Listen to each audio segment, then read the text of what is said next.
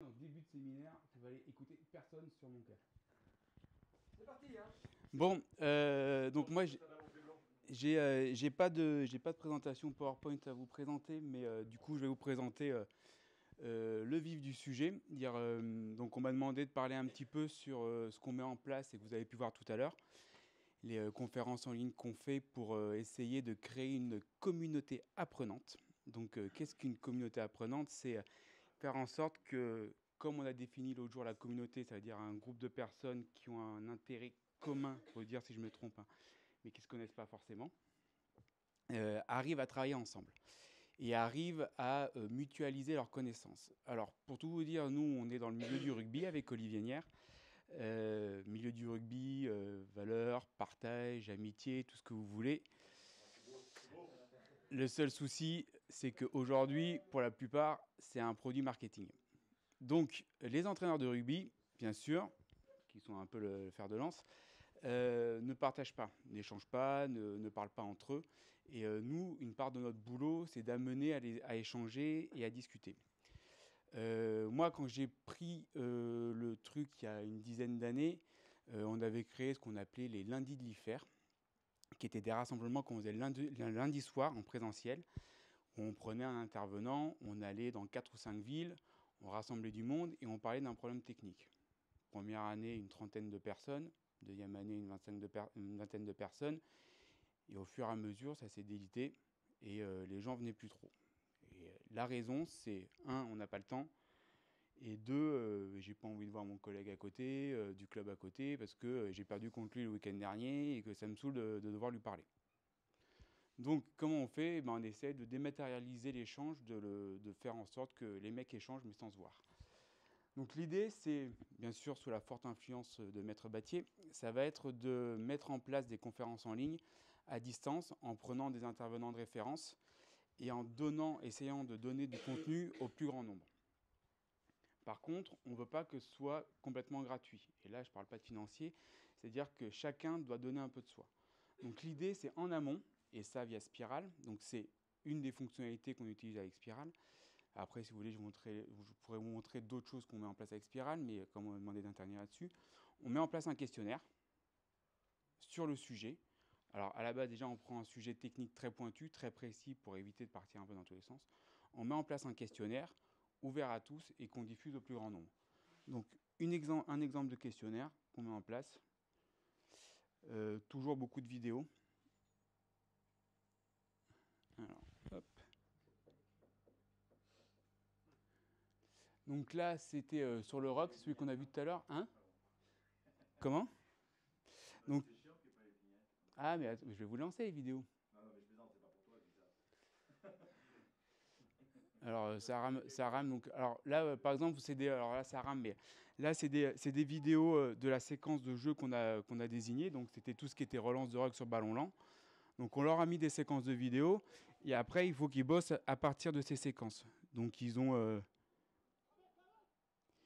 un questionnement. Donc, là, par exemple, c'est classifier les vidéos. Donc là, on a mis les 6 vidéos. Et c'est les classifier en fonction des objectifs qu'ils perçoivent sur la vidéo, par exemple. Ça, c'est un exemple de question. Alors, vous avez, après, c'est technique, hein, concentrer un maximum de joueurs adverses, utiliser un minimum de joueurs à la conservation, redynamiser une situation dynamique et tout ça. Donc là, c'est un peu le même principe. Là, c'est des champs libres où on laisse les gens s'exprimer. Alors, il faut savoir que à partir du moment où il faut cliquer, c'est facile pour les gens. Donc, ils le font. Quand on laisse un champ libre, il y en a beaucoup moins qui s'y mettent. Mais il y en a quelques-uns et souvent, on récupère des choses intéressantes. Donc voilà un type de questionnaire qu'on met en place pour préparer une conférence en ligne. Donc ça, c'est donc la construction du questionnaire, donc ce qu'on appelle, c'est que ça c'est fait avec les intervenants, c'est ça? Alors, Ensuite, des fois, on sollicite les intervenants qu'on va avoir sur la conférence.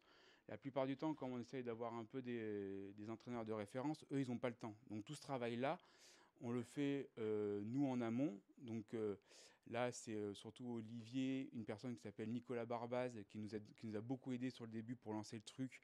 Parce qu'il faut savoir qu'il faut récupérer les vidéos, il faut les découper, il faut visionner 7 ou 8 matchs pour trouver les bonnes séquences qui vont convenir, parce qu'il faut trouver des séquences très diversifiées pour amener les gens à échanger. Parce que c'est sûr que si on met 10 fois la même séquence, ça ne sert à rien. Donc il y a un gros travail en amont, déjà pour déterminer le sujet, et puis mettre en place le questionnaire. Donc à partir de là, ce questionnaire... Les séquences, comment tu les chopes, toi? Alors, nous, on a négocié avec la Ligue nationale de rugby, parce qu'eux, ils ont une plateforme avec tous les matchs du top 14 et de la Pro D2, qui est normalement à destination de Canal+, et des clubs. Nous, on a négocié avec eux dans un objectif pédagogique d'avoir accès à cette plateforme. Et donc, du coup, on a accès à tous les matchs de top 14 Pro D2, et ça, depuis, je crois qu'ils ont mis depuis la saison 2002 ou 2003. Et les vidéos sont séquencées ou pas? Non. Non, elles sont brutes. Elles sont brutes. Par contre, sur leur plateforme, ils ont un outil pour les séquencer, c'est-à-dire prendre des tout petits bouts. Alors, par contre, il faut que tu tapes tout le match, quoi. Voilà. Donc, tu peux aller piocher dans la plateforme? Voilà, je regarde des matchs. Non, c'est la plateforme interne de la Ligue, où ils mettent tous les matchs de rugby du top 14 et de Pro D2. Et tu dois faire attention de choisir un peu toutes les équipes de France pour pas froisser susceptibilité. Après, je t'avouerai, par contre, ça dépend des fois de l'intervenant qui risque d'intervenir. Soit il me dit, effectivement, moi je fonctionne comme ça, donc prends mon équipe, parce que des fois, j'évite de prendre son équipe pour éviter justement de frustrer voilà. Non, pas de frustrer les autres, de frustrer la personne de l'entraîneur de l'équipe, quoi. Parce que si il va être analysé. Et ça, on va éviter. Et comme par exemple, on évite toujours de... Alors, on a toujours des difficultés sur les matchs internationaux par rapport aux droits. Parce que là, on a une autorisation de la Ligue qui est propriétaire des droits d'image du top 14 de la Pro D2. Sur les matchs internationaux, c'est plus compliqué parce qu'il faudrait demander à la World Rugby, qui est l'instance internationale. Et après, de toute façon, de fait, on évite de prendre les images de l'équipe de France. Ouais.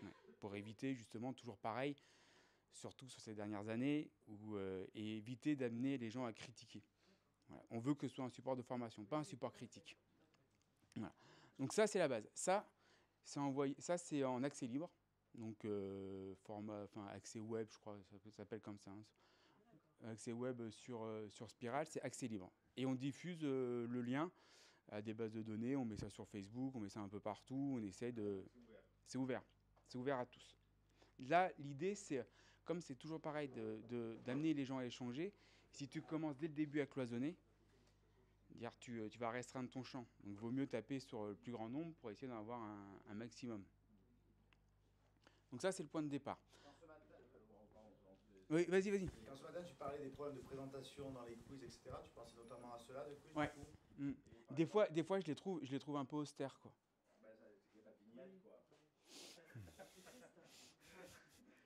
Moi, je l'ai mis sur YouTube en mode non répertorié, ouais. Après, il y a peut-être des astuces, mais justement, on est là pour qu'on nous donne les astuces. Les astuces, c'est ça. Non, mais c'est pour ça qu'on ne les met pas sur Spiral. Vous les mettez sur... Le problème, justement, des présentations comme ça qui n'invitent pas à lire par rapport à la question que tu posais ce matin. Ouais. Du coup, tu as intérêt à les foutre sur YouTube, en non répertorié pour éviter que... Mais du coup, c'est le questionnaire c'est quand même le questionnaire Spiral que tu bascules sur YouTube? Non, c'est le questionnaire Spiral. C'est l'intégration, je te montrerai demain. D'accord, ok. Ouais. Après, nous, on l'utilise parce que tu as un système de traitement des statistiques derrière qui est pas mal, de savoir... Oui, non, voilà. Tu gardes le questionnaire Spiral. Ouais. Par contre, tes vidéos, tu les poses sur YouTube, et après, c'est des embêtes que tu mets. Juste pour avoir la vignette. Ah, d'accord. Le visuel, ok, très bien. Et pas l'écran noir, là. Et pas l'écran noir. Surtout qu'il ne te montre pas... D'ailleurs, tu n'as pas de stats, j'imagine, comme tout le monde. C'est-à-dire que le nombre de vues n'est pas compté sur chacune des vignettes. Non. Hein? Non. Tu as 0 vue à chaque fois. Ça devrait, mais ça marche pas. Ça devrait, mais... Ouais, mais ça, après... Après, sur ce type de truc, t'es pas forcément en nombre de vues, quoi. Mais bon. Donc ça, voilà, ça c'est le point de départ. Pas de panique. Avant la conférence. Donc là, les gens remplissent le questionnaire. On essaye d'attendre le dernier moment. C'est pour ça aussi qu'aujourd'hui, je faisais des allers-retours. C'est parce que je faisais le traitement des résultats. Combien de réponses à peu près? Alors c'est aléatoire. Celui-là, le problème, c'est qu'on l'avait mis assez tardivement parce que Olivier voulait absolument qu'on le fasse ici. Donc le questionnaire, il a été mis en ligne que semaine dernière et on a eu une petite trentaine de réponses. Normalement, ça tourne à une cinquantaine de réponses. Voilà. C'est ce qui est peu. Hein. Dire, nous, on aimerait que ça se développe, mais comme on est au tout début, il faut que les gens... web libre, n'importe qui, n'importe quel citoyen pourrait te remplir Oui, ce questionnaire. oui. Il n'y a que 50 réponses. Oui, oui, mais après, c'est quand même... Là, oui, non, mais après, c'était un peu mon propos de départ. C'est que, du coup, nous, aujourd'hui, les entraîneurs de rugby, c'est très dur pour leur faire donner quelque chose. Donc ça on espère que ça va les amener petit à petit, quoi. Bah, j'espère bien, hein. Voilà. Donc ça, c'est le point de départ. Donc là, traitement des données, moi, je sors les idées fortes, tout ça, des fois des statistiques. Et du coup, derrière, ça nous amène à la création du Hangout en soi. Donc ça, c'est via Google+. En fait, ce que je fais, c'est que tout simplement, je crée un événement sur ma page Google+, qui est associé à ce qu'on appelle un Hangout, qui est la conférence en ligne. Et du coup, ça me permet, quand c'est en diffusion directe, d'avoir des liens. Donc là, vous les avez ici, pour avoir une page YouTube. Alors ça veut dire aussi que vous avez une page YouTube en parallèle, hein, que vous synchronisez avec votre compte Google+. Oui.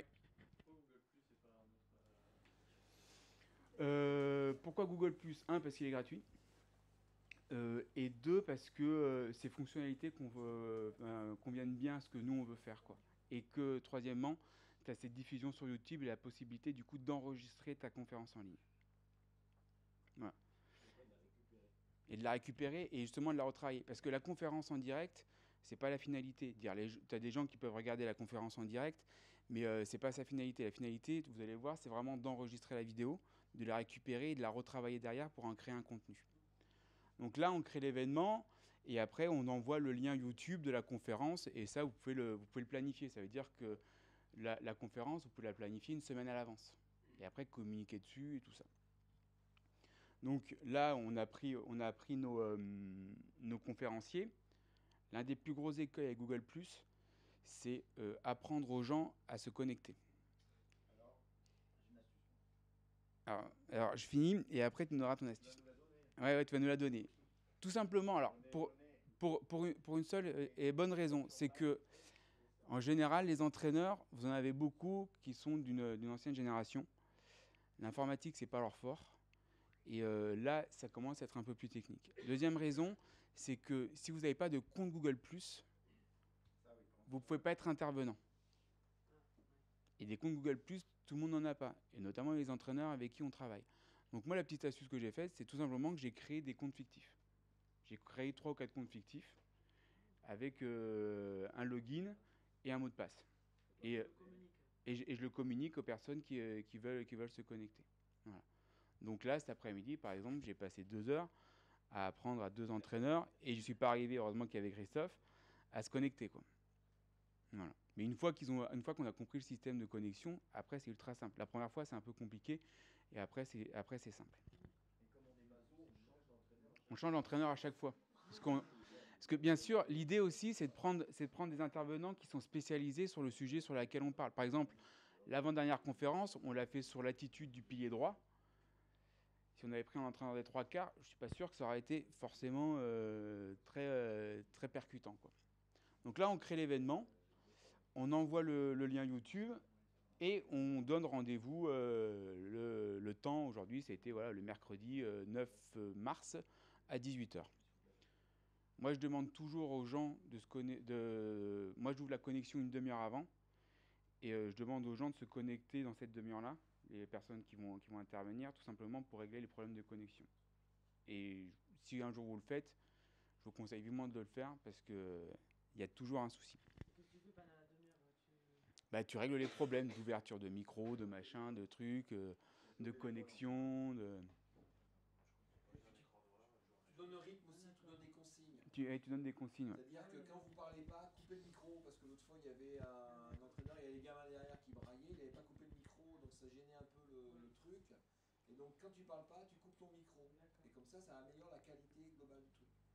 Donc il faut Le mieux, c'est d'avoir un casque. Moi, je le fais toujours. Normalement, je fais toujours avec un casque. Là, aujourd'hui, comme on était 3 devant l'écran, c'était compliqué d'avoir un casque. Ouais, aujourd'hui, ouais.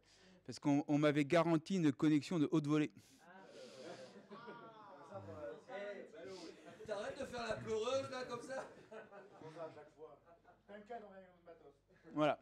Donc là, ma conférence, elle est prête. Et je sais que les gens savent qu'à telle heure sur YouTube, on envoie le lien, en auditeur libre, ils peuvent regarder la conférence en direct. Voilà. Donc, la conférence se fait comme certains ont pu voir tout à l'heure. Donc là, en fait, je ne peux pas vous montrer une conférence en live, mais je vais vous montrer après le résultat. Donc, grosso modo, l'écran, c'est à peu près ça. Vous avez les petites vignettes en bas de tous les intervenants. Et toujours la personne qui parle qui apparaît en gros. L'avantage sur Google+, c'est que vous avez des fonctionnalités, et notamment de partage d'écran, qui est super intéressante pour basculer soit des graphiques, soit des vidéos. Et nous, on s'en sert beaucoup parce qu'on remet les vidéos qu'on a utilisées sur le questionnaire pour que les gens puissent les commenter, tout ça. Donc là, on fait la conférence. Normalement 1 heure, aujourd'hui 3/4 d'heure pour un petit souci. Et donc après, je récupère la vidéo et je la retravaille. Et ça donne, en gros, alors c'est lequel? Voilà, c'est ça. Ça, c'est un produit final. Donc d'une conférence d'1 heure, j'en ai sorti 1, 2, 3, 4, 5 vidéos, donc qui vont de 5 minutes à 1/4 d'heure. Ça, c'est le plus gros du boulot derrière. C'est une fois que vous avez récupéré votre conférence en ligne, c'est la retravailler pour en créer un contenu. Donc il faut le regarder 2 fois, 3 fois. C'est comme un entraîneur quand il analyse un match à vidéo. 1 fois, 2 fois, 3 fois. Sortir les idées fortes, enlever tous les parasites, les trucs qui servent à rien. Voilà, ouais. Et je peux vous dire que ça prend du temps. La séquencer, c'est-à-dire trouver les moments où vous pouvez la couper. Parce que si vous mettez une vidéo d'1 heure, les gens ne la regardent pas. Une vidéo d'1/4 d'heure, vous la regardez. Une vidéo d'1 heure, c'est un peu long, quoi. À part quand c'est Michel Serres qui parle. Et après, l'idée c'est pour la rendre la plus propre possible. J'en sors les idées fortes. À côté, j'ai toujours un PowerPoint, et c'est tout con, hein. J'ai un PowerPoint à côté de moi. Et par exemple, ça, c'est une présentation PowerPoint, le logo que vous avez en haut, là, la petite vignette. Et je marque les idées fortes sur le PowerPoint, je le réarrange, je fais ma diapo comme une image, et je la réincruste sur la vidéo. Donc, si vous voulez un exemple.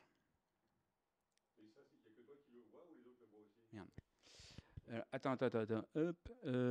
Non, ça c'est libre. Ça, c'est accès à tout le monde. C'est-à-dire que là, toi, si tu veux te connecter, ça, tu y as accès. Nous, ça, on le laisse en accès libre.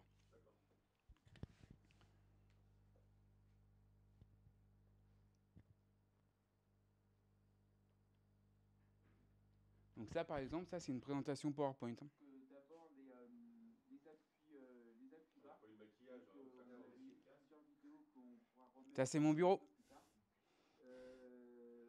L'idée, c'était de poser la question sur les modifications des appuis au moment de leur entrée en mêlée. Voilà, juste que vous voyez quand on implante une présentation. Normalement, il y en a une dans pas longtemps, là. Alors, ça, c'est l'un des soucis. Il faut que que les intervenants ils aient une bonne connexion. Quand ils ont une mauvaise connexion, c'est un peu galère. Donc moi, ce que je fais, l'astuce, c'est que du coup, je le mets moins possible et je mets des contenus. Tu arrives à incruster aussi des bannières avec le prénom et le... Ça se fait via Google. Voilà. Moi, après aussi, des fois, les vidéos, elles saccadent quand vous le faites sur le Hangout. Du coup, les vidéos, moi, je les ai en très bonne qualité et je les réincruste dans la vidéo à la place de ce qu'il y avait.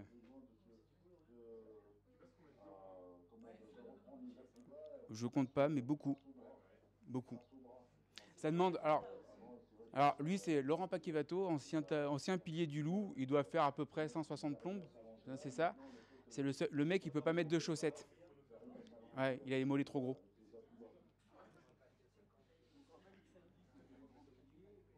Donc voilà le produit final.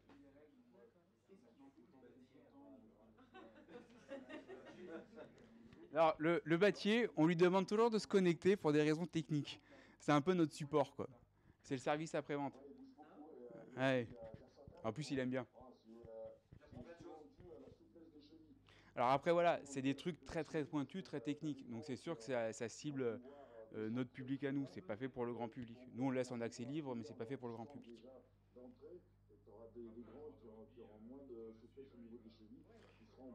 Alors, ah oui, non, mais tout à fait. Nous, la dernière fois, alors pour la petite histoire, moi, je fais aussi, comme je travaille pour le syndicat et l'Institut de formation, via le syndicat, je fais le tour de tous les clubs de rugby. Alors, pas tous, hein, le top 14 Pro D2 et, et notamment Fédéral 1. Donc, Fédéral 1, c'est 40 clubs. Et vous allez à Langon, à Saint-Médard-en-Jalles, à Tyros. Vous allez, c'est pas Bordeaux, Paris et tout ça, quoi.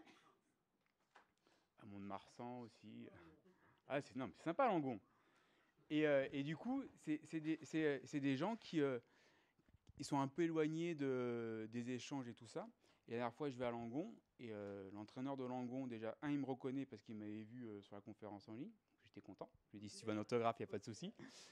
Et il me dit, mais sur la posture, notamment celle-là, sur la posture du pilier droit, il y avait quand même, alors tout le monde ne le connaît pas, mais l'un des intervenants, c'est Serge Layerne, qui est l'un des mecs les plus pointus sur le travail en mêlée, et notamment des piliers. C'est un ancien entraîneur de Toulouse et tout, donc c'est vraiment quelqu'un de pointu.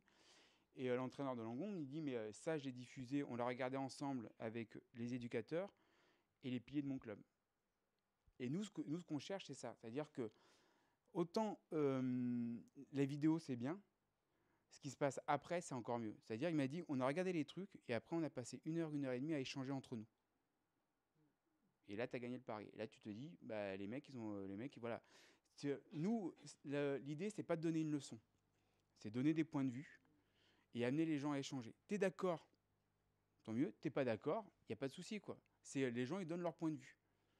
Ils donnent pas une vérité, ils donnent leur point de vue. Si tu n'es pas d'accord, eh ben, tu dis pourquoi tu n'es pas d'accord et tu échanges. Et aujourd'hui, cet échange, il est ultra compliqué à avoir en rugby.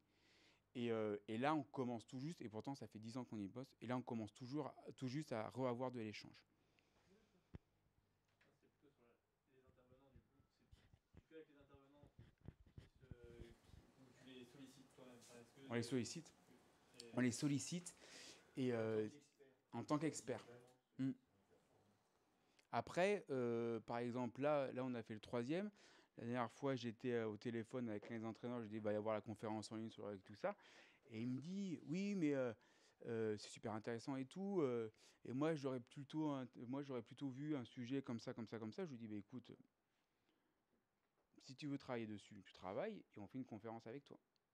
Et si un jour, j'ai 10 entraîneurs qui m'appellent, qui me disent, moi, je veux participer, je veux en faire une, bah, là, tu as réussi ta communauté apprenante. C'est-à-dire que si d'eux-mêmes, les entraîneurs, ils viennent te voir pour dire, je veux échanger sur un point de vue, je veux donner mon point de vue, je veux donner de la matière, tu as réussi ta communauté apprenante. Et justement, sur le choix des conférences que tu vas mener, donc il y a une partie où c'est les entraîneurs qui te disent, moi j'aimerais traiter... Non, aujourd'hui c'est que nous. Ah. Aujourd'hui, on décide nous. Ouais. Et on choisit, comme on disait tout à l'heure, avec des thématiques très pointues. Le format de la conférence en direct, on ne veut pas que ça dépasse 1 heure. Tu prends un sujet trop large, tes intervenants, ils partent dans tous les sens. Et on en discutait tout à l'heure, c'est comment tu conduis aussi ce type de conférence. Alors, c'est sûr que tu es connaisseur du milieu, le rugby, Olivier et moi, Olivier encore plus que moi, on connaît. Donc, parler dessus, ce n'est pas un problème. Mais après, c'est comment tu vas amener les gens, comment tu donnes la parole, et puis faire en sorte de cadrer tes intervenants. Et le point de départ, c'est d'avoir un sujet très pointu. Sujet très pointu, les mecs, ils peuvent pas partir à droite à gauche. Là, par exemple, sur le pilier, on a parlé des appuis bas et des liaisons du pilier, des liaisons hautes. On aurait dit, on fait une conférence sur la première ligne. On aura un, il aurait parlé des appuis bas du pilier droit, l'autre, il aurait parlé de la liaison du pilier gauche, et le troisième, il aurait parlé du talonneur.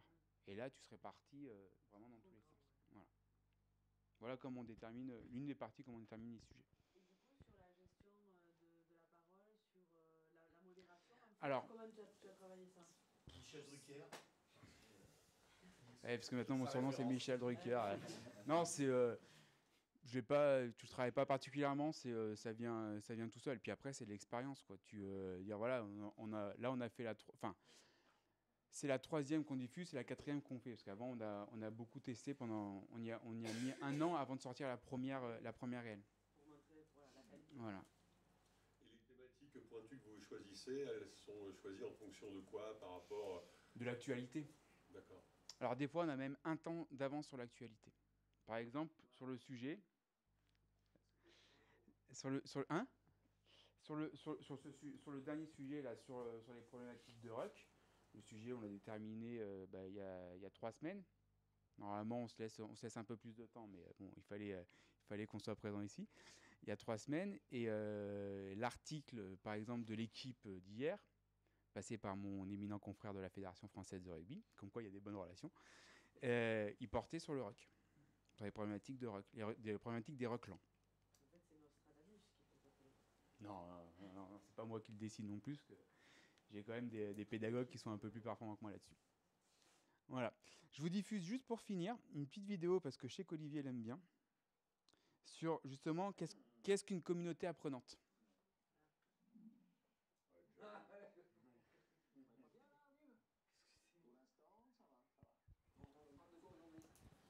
Aujourd'hui, on a une jolie petite annonce à faire. L'IFER, c'est-à-dire l'Institut de formation des entraîneurs de rugby, est très content de vous présenter son nouvel espace numérique de formation sur la plateforme Spiral. Alors, Spiral, c'est une plateforme qu'on a développée à l'Université de Londres qui permet de partager des activités, des Non. vous allez faire quoi sur cette plateforme digitale? On a 2 objectifs par rapport à ça. Le premier, c'est disposer d'un outil de formation performant, qui travaille avec les clients. Et le deuxième, c'est surtout développer une communauté apprenante des entraîneurs de rugby en France. C'est quoi? C'est l'idée d'avoir une construction collective et contributive des savoirs. C'est-à-dire rassembler des gens passionnés autour du rugby. Alors chacun vient avec son expérience. C'est ça. Ah, d'accord. Alors en gros, c'est un peu tout ça, de la passion du rugby, de votre métier. C'est exactement ça. D'accord. Et qu'est-ce qu'on va trouver dans cette communauté? On y trouve des contenus dans 2 grandes dimensions. Tout d'abord, un côté technique du rugby. Ça peut être la mêlée, la touche, le jeu au sol, la prépa physique, la défense, etc. Et puis un côté humain sur le management d'équipe, l'anglais du rugby, l'anatomie 3D, qui a été beaucoup travaillé, l'optimisation de la perf managériale, et puis aussi un contenu sur tout ce qui est propre au retour à l'emploi. Donc la question, c'est avec quels moyens on va diffuser tout cela? Ben, on va vous mettre à disposition tout un ensemble d'outils collaboratifs et communicants. J'ai vertige sur ton truc là. Les wikis, vous allez pouvoir rédiger, partager vos expériences, des blogs pour en pouvoir. Et puis il y a des vidéos aussi, il y a plein de vidéos pour en mettre, en discuter. Puis on va faire des hangouts. Hangouts, c'est quoi les hangouts? Et ben par exemple, on prend. C'est un endroit où on se rencontre en synchrone, tous en même temps, et on va pouvoir discuter sur une vidéo, sur un thème, sur un point technique, sur un détail, sur des leadership, sur toutes les choses que vous pouvez élaborer. On choisit les gens avec qui on discute, on papote là-dessus, on échange, on partage des points de vue, et on peut enregistrer tout ça et le remettre à disposition en asynchrone, c'est-à-dire on fait un truc le soir à 18h, le lendemain quelqu'un peut le reprendre, puis on met ça dans un blog, dans un wiki, et on peut discuter autour pour échanger et partager. Super. Bon alors, si on veut expliquer très concrètement comment ça va se passer. Il y a un module par thème, chaque module possède la même trame à partir d'une vidéo pour rentrer dans le thème. On a un wiki pour développer ce thème, des présentations pour se focaliser sur l'essentiel, des quiz innovants pour se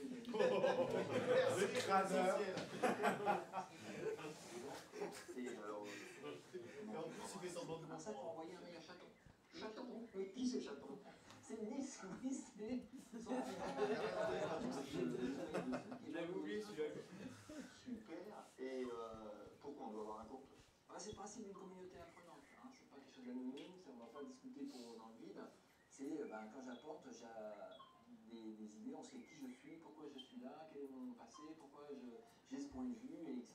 Et l'idée aussi, c'est que les gens apprennent à se connaître, à échanger entre eux. L'idée, c'est surtout venir pour partager son expérience. Hein. Et à ton avis, ça va se passer comment pour partager vos expériences? Tout bien. Thibaut s'occupe de tout. Donc chacun vient avec son expérience et ils sont là pour accompagner les gens et faire en sorte qu'on crée cette véritable communauté apprenante. Bon, longue vie à l'y faire. Longue vie à l'y faire. On descend du... Non.